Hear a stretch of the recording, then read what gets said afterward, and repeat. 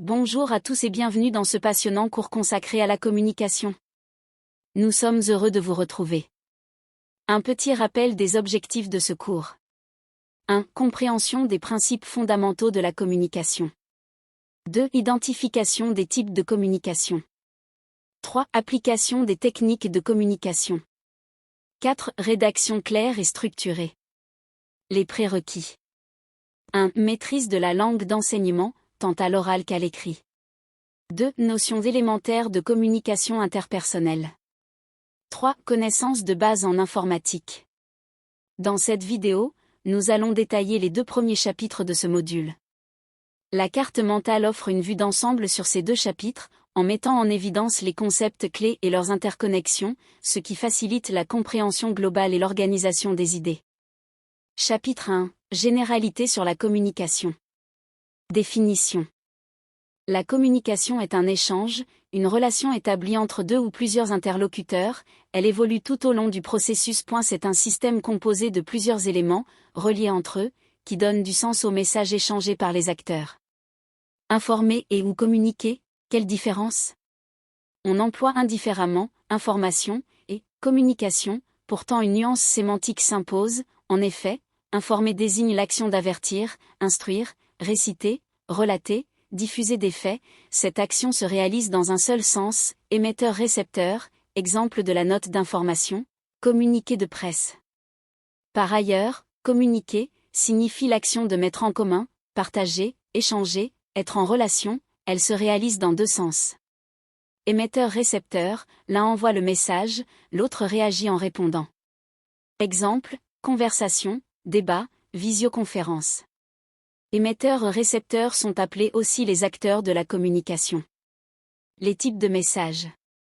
Il existe 2 types de messages principaux, les messages explicites, où le sens est clairement exprimé, et les messages implicites, où le sens est sous-entendu ou suggéré.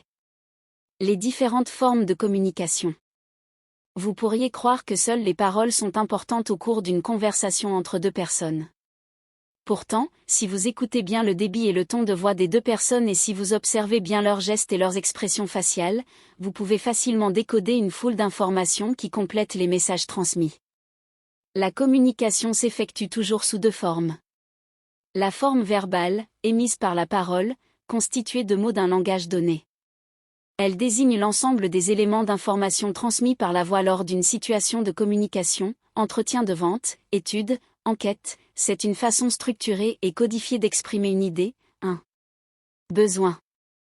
La forme non verbale, ou langage du corps, exprime principalement nos sensations intérieures, l'expression du visage, les gestes, l'intonation, l'attitude, les symboles, les expressions faciales, les mouvements corporels, le silence, les postures, le ton de la voix, le regard, les mimiques, le rythme de l'élocution et les vêtements ou l'apparence, qui complètent le message auditif.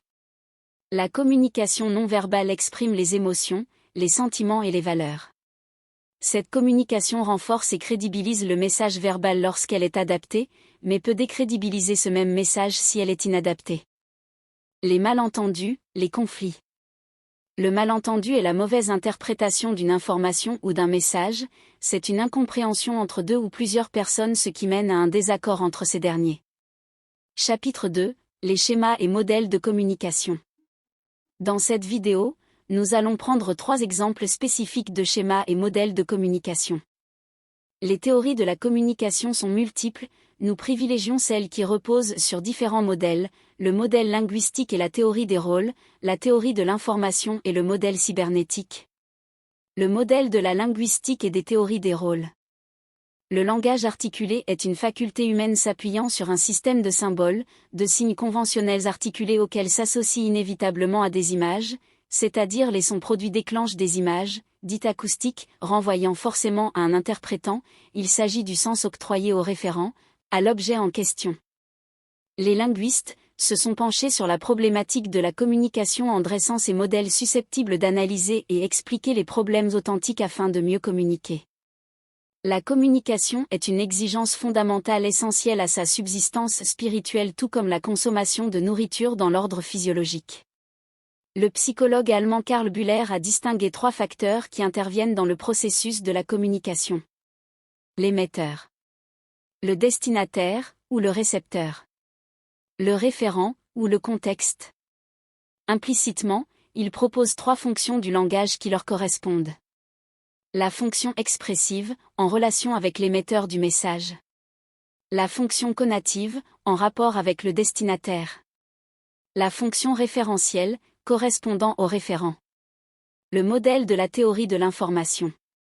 Établi par Shannon puis en collaboration avec Weaver, cette théorie expose le conditionnement de la compréhension du message par l'analogie des signes dans chacun des répertoires des acteurs de la communication.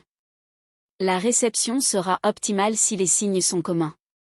Cette théorie désigne un modèle de communication simple et linéaire où l'émetteur envoie un message encodé au récepteur qui le décode dans un contexte perturbé de bruit. Le modèle de la cybernétique.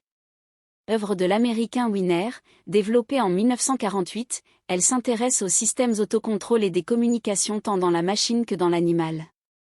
Wiener entend développer la théorie de l'information que son élève Shannon avait initiée, et à laquelle il ajoute la notion de feedback, rétroaction ou information en retour.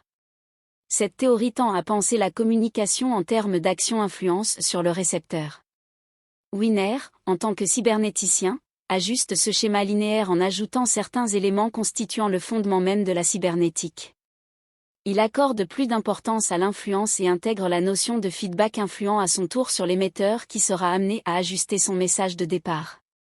À la fin de chaque chapitre, un QCM sera proposé pour évaluer le niveau d'assimilation des étudiants. S'ils réussissent, c'est parfait, sinon, ils seront réorientés vers le chapitre correspondant pour réviser. Merci pour votre attention.